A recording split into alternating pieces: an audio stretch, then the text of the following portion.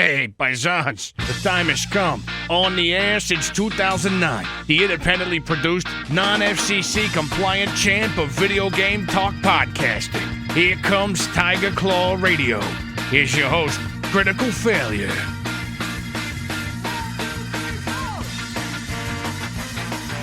Good morning, everybody. You're listening to Tiger Claw Radio. This is your host, Critical Failure. We are here on Wednesday. It is Wednesday that this is being released for the first time in years and years and years. And it's basically just trying to adapt to life at home. It used to be in the middle of the week was when I did the best podcasting, and I was able to record in the car, and then on the weekend I just had to worry about administrative stuff, and now it's kind of flip-flopped. The weekend is where I'm actually recording the segments, and in the middle of the week is when I'm doing administrative stuff. So Wednesday, I hope we can make it work. Thanks for joining us. This week we had a few things happen in video games. First and foremost, it seems like a little known game these days, but good old Friday the 13th, a game I was really excited about last year and possibly even the year before, maybe 2 Thanksgivings ago or so. Friday the 13th, the master servers are shutting down. So they're still going to be playable, but what they're doing is switching from a dedicated server to a peer-to-peer base, which is the way it was when the game launched. And one point that I've heard being made is that Dead by Daylight was on peer-to-peer for a very, very long time, so it should be fine. There is no... I mean, the status of the game is still what it is. They were forced by lawsuits not to add any extra content, so they're doing some bug fixes, and then it's going to be pretty much end of life for Friday the 13th, which sucks because it was an awesome game. And when I got that news, I went looking around to see what else I could find, to see if there was more games like it, multiplayer hide and seek games where one person is the monster and everyone else has to hide. Dead by Daylight does it very, very well, but I played an awful lot of Dead by Daylight, and I think I'm ready to find something else. One of the things I liked about Friday the 13th is it seemed like there was more danger. In Dead by Daylight, they gotta get you like 3 times before you're out. But in Friday the 13th, Jason gets his hands on you. Unless you found a special item to stop him, he's gonna rip your head apart. So that's a thing. We got some chip tunes coming up later on in the show, but to start things off, I want to play something a little different. This is Benny Fennell, okay? So he released an acid demo a while back, and his song was selected to be the demo song for the Behringer TD3. So this is like the modern-day 303 acid kind of track. That's the front face of acid these days, baby's first acid track. Did a really good job, and he put this up, pay what you want, on Bandcamp if you want to grab the MP3. So let's take a listen. Benny Fennell here on TCR.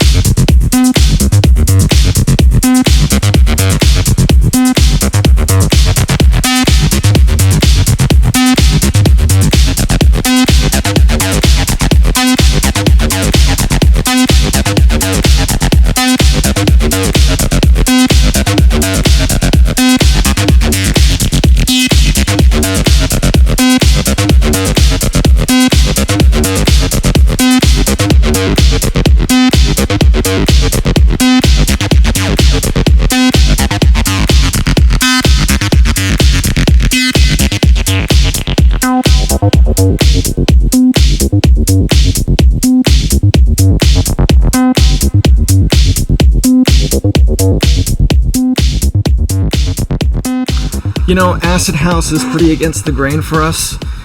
It's not... I mean, it's a pretty far cry from chiptunes, which is, you know, the TCR bread and butter. But when I listen to that track, I think that fits very well with, like, a Sega Genesis vibe, right? Because everything I've learned about Acid House, because I'm pretty new to the genre, everything I've learned about it is right in that time frame. A lot of 90s, a lot of, you know, t-shirts with laser, crazy 90s designs, that whole vibe. That's Acid House. So when I listen to that, Sonic the Hedgehog, man, that's where it's at. You know, Nintendo was a very ragtime jazz kind of thing at the time. So yeah, I dig it. I think it does fit with the format, if you think of it in those terms. All right, boys and girls. So I've got one. I honestly can't remember if this is a fan cast or what, but I have one recording that I'm going to drop in now. We'll take a listen, and when we get back, we'll do something else. Stick with us. You're listening to Tiger Claw Radio. Afternoon, everybody. It's Thursday. I'm sitting in the studio, just hanging out, getting ready to talk some video games on a Thursday afternoon. It's nice and warm outside. I got the window open. The sun is shining. What a great day. I got a couple notes and things I wanted to go over, but nothing too substantial. In recent days, I took a plunge and tried this game Raid Shadow Legends, which has become somewhat of a meme lately because of their aggressive sponsorship on YouTube. A lot of big-time YouTubers are sporting Raid Shadow Legends key activation codes and that sort of thing. I ended up giving it a try. As far as pay-to-win mobile games go, turned out to be not too bad. I enjoyed it. Very, very short-lived, but it also seemed like a dangerous thing. Like, how do I put this? It seemed like a game that was designed to be very predatory. So it's not just a pay-to-win game. I don't necessarily have anything against a game that, by its nature, requires pay to win, especially if it's a free game. Now that might not be fun to play, but that's okay because you could just play something else. This seemed like a game that I don't know how to describe it. Put it this way: it seems like a game that consulted where in its development they consulted dopamine loop experts, where it's like the entire game revolves around certain thing refreshes every 30 minutes. So you go back to certain thing once in a while just to see if it's ready to go. Okay, that's fine. Well, if you have 5 different things like that which refresh every 30 minutes, that's every few minutes you're checking back on thing to see if it's ready to go. And we haven't even started talking about gameplay. So they tack all of that onto what is essentially just a Western RPG with battles only. And there you go. That's Raid Shadow Legends. And then they give you a great big auto button where you can enter a battle and then just let it play itself. And so you get your party and then you just play through battle after battle after battle, trying to level them up. And that's pretty much it. So on one hand, I think it's important to talk about it because saying it now, I can see how dumb it is. On the other hand, I actually, the night I got into it, I had a lot of fun. I had a good old-fashioned like late night game out, which is something I do not do anymore. I set it up on my phone so I could play it, but then I also set it up on the PC, which hooks up to the same account. So I stayed up till like 11:30 playing Raid Shadow Legends one night this past week, and now that I've done that, I'm not into the game anymore, but I can say for that one night where I was engaged enough to stay on until 11:30 was a good time. Stay away from it if you're prone to DLC, because that's what they're after. More importantly, though, I finally got to sit down with Mario 64 in the past week. I recorded a couple of quick videos. My goodness, Mario 64, it takes me back. That was really fun. It was really fun, but it was also eye-opening to see how bad I was at it. Because every time I see Mario 64 footage now, it's always some sort of Let's Player, or some sort of a speed runner who's very, very good at manipulating the mechanics. And I am not that at all when it comes to Mario 64. It's a tough game. It's got a lot of different movements, and it can be pretty slippery at times. And I had kind of forgotten that, to be perfectly honest. Initially, all I wanted to do when I opened it was I wanted to learn how to backwards long jump, which is a glitch move in Mario 64. He has a long jump where just as you're jumping, you hit the crouch button, and he sort of goes woohoo and pushes forward in the air. Well, if you do that on just the right slant, at just the right time, and just the right angle, well, he starts moving backwards and picks up momentum at an uninhibited pace, to the point where he can be shot into the air like a cannon. It's pretty neat to see in a video, but I've never been able to do it. So I gave it a shot and got nowhere. Eventually just played through the game straight. At least, played a session through it straight. That's good times. Mario 64 holds up. I don't care what anybody says. Let's see. This past week I also sat down with Game Maker. This is whenever I mess with a Game Maker, I'm always like, what's the word? Gun shy about going over it here on the air because, hey, I'm starting a brand new project, and then with the complete knowledge that brand new project will never come to fruition. But it is what it is. I also feel like you should pursue the things you're creatively moved to do. And so I decided to play with Game Maker. It's something I've tried many times over the years, and I'm usually met with some sort of failure. I wanted to make like an idle game, like a clicker game. I play a lot of Territory Idle, I play a lot of NGU Idle, those types of things. They're very simple games graphically, so being able to make a good one should rest primarily in your ability to design an interface and your ability to program. So I went to YouTube and I found a nice Game Maker Let's Play, or Game Maker tutorial. This is the old school Game Maker now. I'm not talking about Game Maker 2. The original Game Maker I was able to get in a really, really good Humble Bundle several years back. So I've got the professional edition of that with which should have the Linux add-on and the Android the Android add-on. So I've had this thing for a while. I've never really been able to do it. So I started making this cookie clicker game, just following this tutorial step by step by step, and it's slow going, but there have been a number of great successes in making this dumb little cookie clicker game. I've managed to create variables, global variables that the game keeps track of. I can display those global variables on the screen, and I can make actions that manipulate those global variables. This is a huge, huge win, not just in cookie clicker or idle games, but being able to manipulate variables is like the base foundation of any sort of programming, even on a basic level.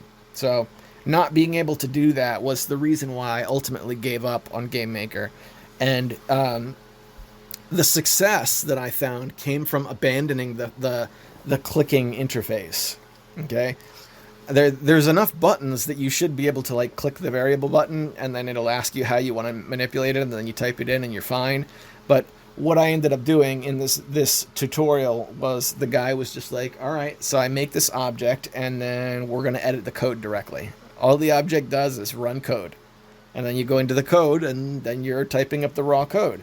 As it turns out, it's actually pretty simple.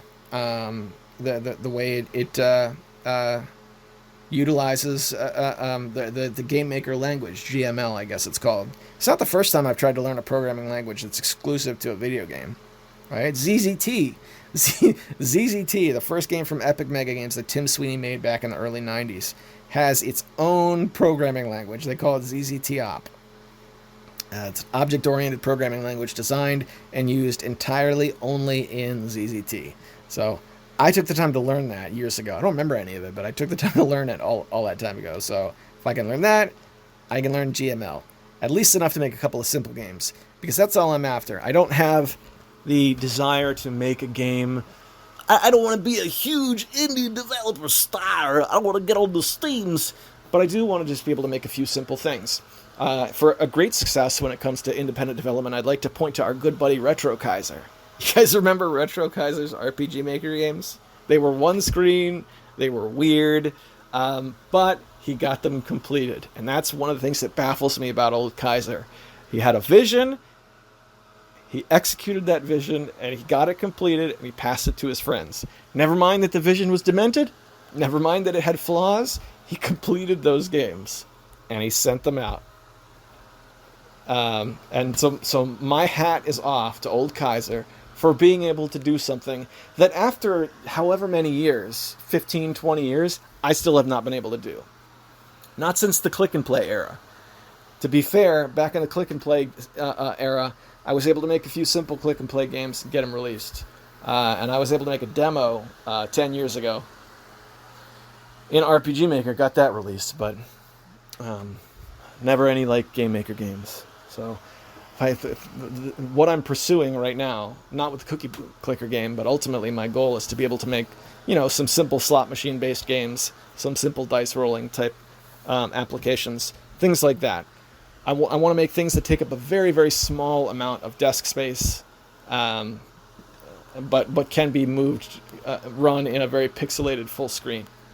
So I don't know. So we'll see. I'm gonna continue to give it a shot. But that's the update with Game Maker. All right. What else do we have? News. Not much for news, but I did take a look to see what was going on. Both Blood Rain games are getting free remasters on Steam and GOG.com. Both Blood Rain games. Now, I assume that term is talking about Blood Rain and Blood Rain 2, the old third-person games from the PS2 era, and not talking about the really awesome game Blood Rain Betrayal, which was the best of that series, in my personal opinion. You guys remember Blood Rain Betrayal? That was the side-scroller, the side-scrolling beat-em-up that came out Xbox 360 era. That's the best Blood Rain. But it is cool that remastered versions are getting made, and it's cool that they're free to people who've owned it already, because I've got both of those on Steam. Not what I would call beloved classics, but they are cool games that are reminiscent of a certain era in video gaming, and we did have both of those games back in the day. So if you're a fan of Blood Rain, then keep your ears to the ground, because it's got some good stuff coming. In other news, Capcom was hacked. It says that they're saying that their customers' information is safe. Sure it is. Hackers reportedly leaked Watch Dogs Legion source code. So, okay, I guess we can just take their word for it that all of our personal information is safe. Thanks, Capcom. I don't know, man. Any company is at risk of getting hacked. Anybody who's storing personal information is at risk of getting hacked. Nobody is 100% safe from it. They just aren't. So you can't be too mad at the company because they got hacked. What matters is the way they handle a compromising situation. So they said that nobody has been compromised, but if you do business directly with Capcom, I would suggest going through and doing a few password changes just to be on the safe side. Apex Legends, a game that enjoyed some popularity for a while, made it to Steam. That is one of these battle royale type games for you Fortnite kids. I did take the time to install it, or click the button early this morning, but it's a 58 gigabyte install, so it's actually still running now after several hours. I'm probably going to try that one time and just let it go. I'm not much for these battle royale type games. They're a little frustrating to walk around for 30 minutes and then just get shot and killed, but, you know, it is what it is. I'm glad they made it. It exists. It's on Steam. If you enjoy the Steam walled garden, like I do, and you still go back to games that get released there you go. And that is the end of the quote-unquote news that I have. I like times where there's not a lot of news going on, because that means we can focus on the games that we have, and we don't have to worry about things changing, because more often than not, when it comes to retro games and news, it's something bad, isn't it? It's like just this past holiday season, you may have noticed that with Halloween, which just came and went, this is the last year that we're going to have the Great Pumpkin on TV, and that's because Apple bought the rights to all the Charlie Brown holiday specials, and they're like, these are mine now, and they pulled them from all of the other platforms. So when it comes to this sort of thing, it's just platforms doing battle with each other over stuff we should always have access to anyway. That's really what it boils down to. So, you know, it is what it is. So, for the rest of you folks out there, I know this crowd doesn't do a lot of mobile gaming, because we enjoy our retro games. So when it comes to mobile gaming, oftentimes what we do is play either ports of retro games or emulators. So here's my question. Those of you out there who possess smartphones, I'm not talking about actual portable gaming now, like Game Boys and Game Gears and so on and so forth, but when you actually sit down with your smartphone, what is it that you're playing? Is it an emulator? Is it a game that you downloaded off Google Play, or what? Because for me, a little bit of Raid Shadow Legends, but it's usually Among Us, which is the game I play. Social engineering, lying / find the killer type game. Love those types of games. I can only think of two that are readily available. That's one, and the other is Trouble in Terrorist Town. So those are my go-to games. So what about you out there? When you sit down with your phone, are you opening up John NES and playing an NES game with the little touchscreen controls, or do you prefer something else? Because that was my go-to for a long time. I would load up an NES emulator and I would work on a Dragon Warrior save, and which, you know, using an emulator that had save and load state was a good way to sidestep some of the problems with Dragon Warrior on the NES. You know, having to go all the way back to the castle to save, and then all the way back to wherever, those types of issues. And also being a turn-based RPG helps sidestep some of the issues of tactile screen buttons that phones are usually plagued with. So I don't know. Yeah, I'm interested in finding a phone game that's better than Raid Shadow Legends. We'll put it that way. All right, how are we doing here? 15 minutes and 53 seconds in. I'm going to shoot you back to the studio. I'll see you there. Back again in the studio. Got a track from Dimebag, the Running Man, that we're going to listen to. Dimebag, who I saw live at MagFest a couple years back. But first, let's take a minute and thank the sponsors, because that's what we do. It's a Patreon-sponsored program. These people give up their resources now in a time when resources are hot commodities, and keep TCR on the air. So I offer early access to the show whenever I can, and I read their names off in a hall of distinguished gentlemen. They are Hemrock, EmeraldRangers.com, Tecmoballs, Darabka, Konstantin Kelman, and Eric Kentroller. Now that the show has moved to Wednesday, I'm not sure how early release is going to work, but the way it's always worked is just whenever I get it done, then it goes up for these folks, and then on release day, that's when it comes out for everyone else. I don't know when early release is going to happen, settling into this new schedule, but it will happen. As soon as it gets completed, it goes up, and I'll let these individuals know. Thanks for contributing, and I hope you're enjoying the party. With that, let's listen to Dimebag. You're listening to TCR.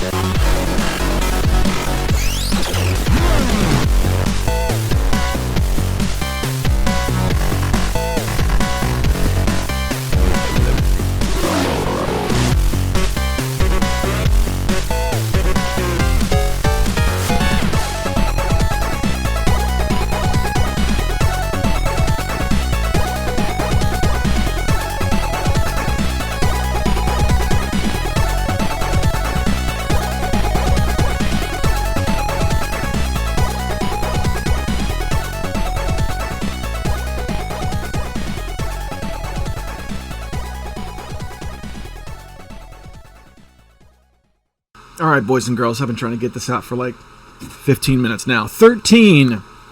The game 13. It's an old first-person shooter from the early 2000s. Came out on the original Xbox and PC and a couple other things. So this game used to be on GOG around the time I first got my GOG account. And then it was removed for many, many years. Okay, so now they're doing a remastered version of 13, and that's making all the rounds on the digital distribution circuit. And because the remastered version is coming out, they took the original 13, they put it back on the market, which is great. It's a good game. It's not perfect, it's got problems, but it's really good. It came out right in the same time as the original Halo, so it got understandably overshadowed. On top of that, it used a checkpoint system, so the consequences for death were really high. And there were certain like stealth areas where if you were spotted, then it was instant death. Definitely a game with problems, but it was also super fun to play. The shooting was smooth. You could like pick up ashtrays and bounce them off people and stuff, and the environment was really stylized. It's a great game. The original version resurfaced on Steam for $250, and I almost rebought it. Almost. But I remembered I have it on GOG.com, and I haven't been into GOG for a while. So I popped open my GOG client, got it updated, because it's been a long time since I've been in there. And now I got 13, the Belgian first-person shooter in a comic book style, cell shading format, sitting and waiting for me for when I'm done recording. And I gotta be honest, kind of excited to play it. I remember playing it split-screen multiplayer in the original Xbox, and that was a little bit vanilla compared to Halo, but we had a good time with it. Those were good times. Halo is a game that stuck around on the forefront since then, whereas as 13, playing that now is a time warp back to 2002. Comments. It's time for comments. Questions, comments, anything you have you want read on the air. It's a small show. It's just me. It's just you. Let's enjoy the fact that it's a small show. I don't think we need big publications anymore. I think we can do without them personally. Okay, so this is the first one on Wednesday, so a number of people are probably wondering what happened on Monday. So let's go turn back the clock a little bit. I think the last one was what? 3:59? Yes, it was. Okay, 3:59. So we go to Eric Controller says, "Hey, I'm always down to play Among Us. My son is really into that game right now and convinced me to play it with him. And yeah, it's actually pretty fun. Easy to jump in and go. Play for 15 minutes or so and then get back to normal life. The fact is, it's cross-platform is great too because it makes it super easy to play with anyone else. Since in this day and age, almost everyone on the planet has a smartphone that can run that game. Yeah, I agree. The cross-platform play in Among Us is the way cross-platform play should be now." I only have the one PC set up on Steam, and it's very difficult to play Steam games multiplayer, but I do have a phone, so my son can sit down on my phone and I can play on my PC and we can be in the same game. It's a good time. Alex Swingle writes, 36 minutes in, "I cannot count the number of times I thought some man-child died in order to show up for an item to show up at Goodwill. Super Smash Bros? Poor Timmy." Mecha Menace responds with, "I think this happens when way more in the online sales these thrift stores pull out of their stores. The thought strikes me that someone could unload these expensive collections without looking through them. Someone died, you haul it to thrift. Sometimes I imagine scenarios where parents took care of a child with a debilitating illness, like CP, and their maturity level was halted, and they got to catch them all Pokemon merchandise phase, so they didn't hang out with the other cool kids. I saw it the other day. There was a curated collection of Pokemon games, Happy Meal toys, with those gold DK cards, woohoo, figures, etc., and a similar lot of Mega Man stuff too. I also imagine a scenario where a gamer running these online stores for the thrift stores builds a lot of similar items." Yeah, I don't know. It's weird, man. They got to come from somewhere.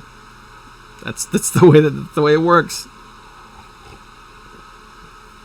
52 minutes in, he writes, "An 8-hour campaign from a game that used to be completed within 3 hours if you were slow. I know these children are spoiled, but Gorham, I think there are other reasons besides an amount of hours normally considered to be a decent game. Like everything else but Resident Evil 3, Riri, most people complain about the time in a game if the time was not satisfying, and I can tell from watching the teaser demo that Res 3 was boring. Okay, a couple of questions about that, Alex. Which one of the Call of Duty games could you beat in 3 hours? And here's why I ask. I've only played like a small portion of those games. Okay? I've got some on Steam, so I've got Call of Duty 4 up through the first Black Ops game. So that's only like 4 or 5 games out of a series with 15 plus games. Are we there? Are we still here? Yeah. So all of those took me give or take 7 hours. I'd have to look it up now, but I don't think I did multi on any of those, with the exception of I did some multi in the World War II one, which the name escapes me. World at War. Yeah, I played World at War online a little bit, like once or twice, and I played Modern Warfare 2 online for like a couple of weeks. So for the most part, what it says on my Steam is the amount of time I got through it. Now, when it comes to people complaining about the amount of time it takes to get through the campaign, I agree with you. That's a little weird, but the it's not a perfect metric by any stretch of the imagination. But then we wander into the same topic that we've talked about. I think even you and I specifically have talked about many, many times. What is the good metric? When it comes to time, I'm more interested in how much time do I have playing the game and having fun. A perfect example is the original Metal Gear Solid. Now, after I played through Metal Gear Solid once, I played through it again and again and again. Probably like 4 times back to back to back to back. By the end of it, I could get through the entire campaign in about 3.5 hours. So you could argue, accurately, that the single-player campaign in the original Metal Gear Solid is very, very, very short. However, the actual clocked fun time I had out of that game was much, much longer, because it was a rich game that lended itself to playing to multiple playthroughs. So when you talk about Call of Duty in the same way, is it the amount of time it takes to burn through the single player campaign start to finish, or are we talking about total amount of clocked fun time hours before you make the switch into online? I don't know. Has anybody ever played through any of those campaigns more than once? What do you think? The only one I can think of is I played through the original Black Ops twice. Once on the PS3, much closer to when it came out, and then I played through all of my Call of Duty games again, like last year, maybe a couple of years ago. So that's the only one I played through more than once. And that one, there was so much elapsed time between the two that I had forgotten most of the game. So I don't know. Yeah, so let me know. Which one is only 3 hours? I think that might be it for Swingle. So good to hear from you, brother. Hope you're doing well. Hope you're staying safe. Eric, thanks for checking in, man. Good to hear from you. Yes, I spotted you online a couple of times, but usually at times where I'm not able to play. So I have myself on Invis or something like that. But yeah, I'm definitely down for some Among Us. I think we might have to set up a time. Alex was talking about this the other day. The only way we can really play games now is if a mark goes down on the calendar. Historically, what we used to do was we would set up a night, and it would be the Doom night. And this is an old running gag with us. One of us would pick out a Doom night, and we would blow it up as if it was going to be this big event. The night would actually come, and it would be like 2 or 3 of us playing Doom, and that's fine. But it was the fact that we wrote it down on the calendar and made it an appointment that it happened. Oop, hang on, there goes my phone. It's probably Raid Shadow Legends telling me, please come play. Please come play.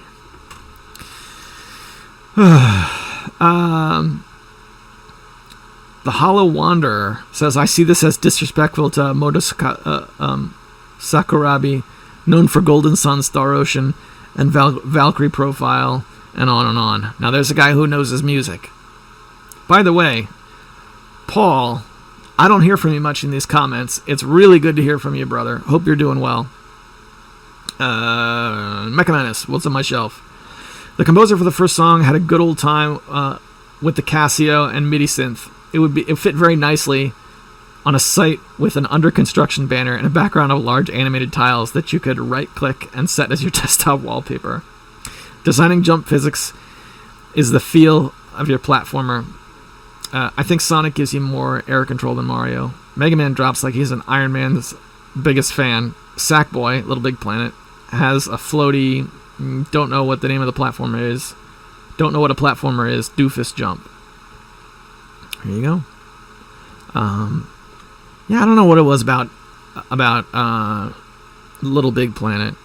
When I discovered Little Big Planet, I got the second game on the PS3, and the day that I played it, I thought, this game is amazing. This is going to be my game. It checks all the boxes. Community-driven content with a large community, so that the pool of levels is very, very big. You can collect things to your heart's content. You can get stickers and decorations for your stupid little box. It had all the things, but I really only sat down and played it once or maybe twice. To this day, I'm not sure what happened. There was just something about the way it felt. The screen felt very cluttered playing Little Big Planet. Don't know. But I got this game Level Head this past week, and I've been playing that way more than I ever played a Little Big Planet game. Light Studios writes, I neglected to answer questions last week, so no, I don't have Shenmue on Xbox One. I have it on PS4 and Steam. My favorite Sega system is the good old Genesis, and Fastcast will return before the year is up. I hope so, brother. Thanks for checking in. He also writes, your kid's birthday is close to Halloween? Funny, mine is exactly 1 week before Halloween. P.S. Thanks for your concern. I'll be alright. Also, Emerald Rangers is talking about expanding our content types next year. I do hope you would give us your 2 cents on the topic. Expanding how? Fill me in on what you're thinking about. Because I don't know. I'll tell you what, though. When I do my writing for Emerald Rangers, I usually use LibreOffice. That's what I've been using since the beginning. And I'm just starting to change to something else, because the Libre Write, it's a very robust and full-featured Office suite, but it's too much for what I'm trying to do. Oftentimes, I don't want to sit there and wait for it to load up. So I switched to Nimble Writer, which is a Steam-based word processor that I think Kaiser has been using for years. And we'll see how that works. Hopefully, I can pop it right open, do some writing, and close it up. And then we can get my releases back on track. As far as expanding content is concerned, I don't know. What content gets the most views on your site? How's the streaming been going? You guys been doing streaming? Let me know, because I'm out of touch. Whatever I came up with in terms of expansion probably wouldn't fit. It probably wouldn't make a whole lot of sense. So just let me know. In the meantime, I'm going to keep writing. I'm going to try more with Nimble Writer and see if I can get more articles on the board. Hemrock writes, for the playing the Super Mario Brothers and talking on a Saturday night, good stuff. I hope you make more vids like that. Thanks, man. I really enjoyed making that video, as much as it was embarrassing to put one up where I died at the end. Mega Manus writes, the first level music brings me back to cereal commercials where Kellogg's gave you an impossible chance of winning an N64 and Mario 64. You know what's funny is my second video actually got copyright notice. My second Mario 64 video, because of the music that was in it. Yeah, man. Bob-omb Battlefield, it's the best level in Mario 64. You talk about games with iconic first levels. Mario 64 is right up there. He goes on, I never tried punching piranha plants. I only thought you could bounce on them. 5 minutes and 28 seconds in. The original Crash Bandicoot games were designed with cartoony, humorous deaths that were context-specific deaths. So even in failure, the player was rewarded with a unique animation. I bet someone made a supercut of all those. Yeah, I bet you're right. I haven't played a decent Crash Bandicoot game in a long, long time, and I would love to do so again. I think that's it. I have the one to hide stuff that I responded to. Oh yeah, the 2D Gamer says, dude, I smashed that like button so hard. Does it excite you to think about when I smashed it? I mentioned this in text to him, but it was nice that he checked in, because his channel had been recommended to me pretty hard in recent times. So that's the 2D Gamer, TEH 2D Gamer. What else we got? Eric Controller left one. Nice. More of TC enjoying some games in a laid-back chill session. For sure, that's what I need right now. Glad you dug it, man. And then Desm was asking about the retro junk box. So this one's a bit of a weird one, Desm. There was a call for entries on the main site. There was we were trying to dig up, it was like 4 or 5 people. We could not dig up enough people for a second round. So Hemrock just sent me the box. It didn't have a route. So, yeah, you and I need to open a dialogue outside of the show and see if you would like this to make it to your place or not. I've done a pretty good job of replacing the stuff that's in it because it had a lot of things. Nearly all the stuff that I put in there last time stayed there. So that, I don't know. That tells you something. But I'm trying to make it fresh. So I'd say give it another couple weeks or so. But Hemrock, you're okay with that, right? We could just we don't have to have the paths. This can go to Desm. And then if another person wants to jump into it in the meantime, then we can plot another spot. Otherwise, I'll get back with you on that outside of the show. I think that's everything. Just let me take a quick look. I went through the comments, omitting all of the stuff that I responded to. Yeah, I think that's it. Hold on a second here. That is the entirety of the failbag, and that's more or less the show. I've been enjoying some revitalizing the old Tiger Claw TV YouTube channel and content in general. A few changes here on the show. I'm really, really loving moving to Wednesday. I think this is a good move. I hope it works out for you as well, because the only other way I can see doing it is putting the episode out an entire week in advance, like recording on now and then it not coming out for a week and a half. Also, the thumbnails.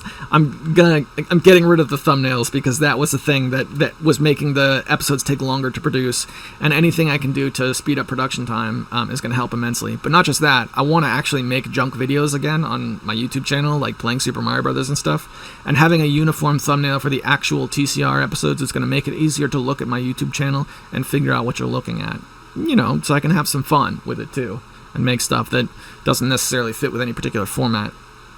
I did open an account with Anchor, so the audio versions of the podcast are making a return. I used to do it with Podomatic. I worked with Podomatic for many years, a decade actually, and then I finally stopped probably like 6 months to a year ago.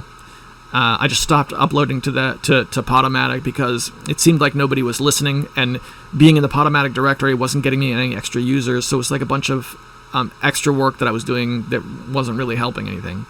The only downside is it broke the RSS feeds for a couple of people who used the old Podomatic account to connect to it, and so their podcatchers were getting the show, and that became a problem. So I did open one with Anchor, and Anchor is way better at providing RSS linkage and distribution and that sort of stuff. I know people complain about the fact that you have only so much space to upload things. That has never been a problem for me. I can upload as much as I want. Just know that the archive on Anchor, the way it has always been on Podomatic, it's going to be rolling. So if I can only have 4 episodes up at once, I'll put up another episode and I'll delete the oldest one. I have an archive on archive.org. It's very old. It doesn't get updated much, but it does have most of the old TCRs.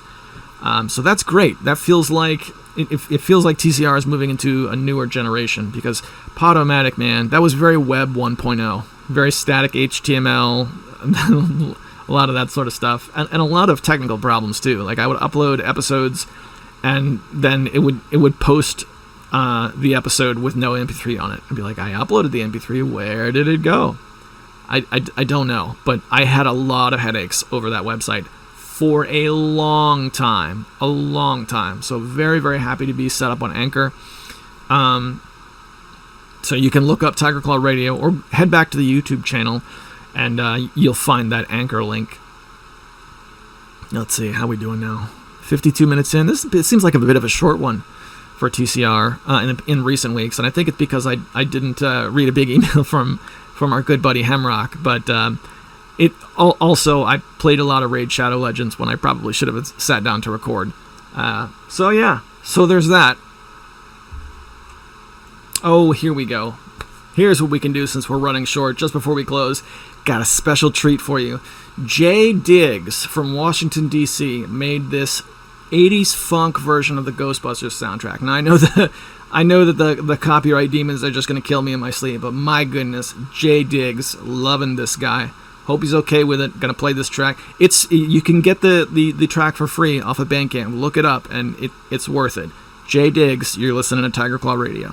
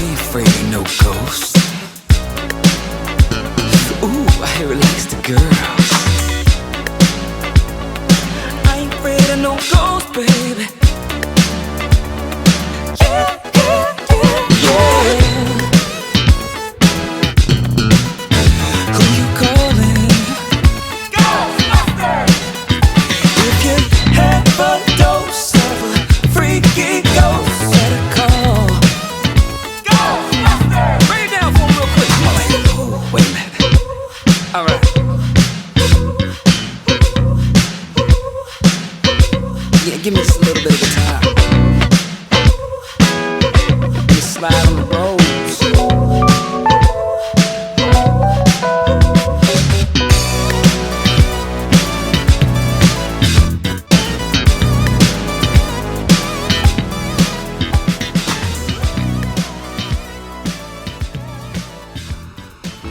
Well, boys and girls, we come to the end of the road. Yes, friends, it's time to close another TCR. We're going to pack it up, head back out to outer space, and we'll see you next week.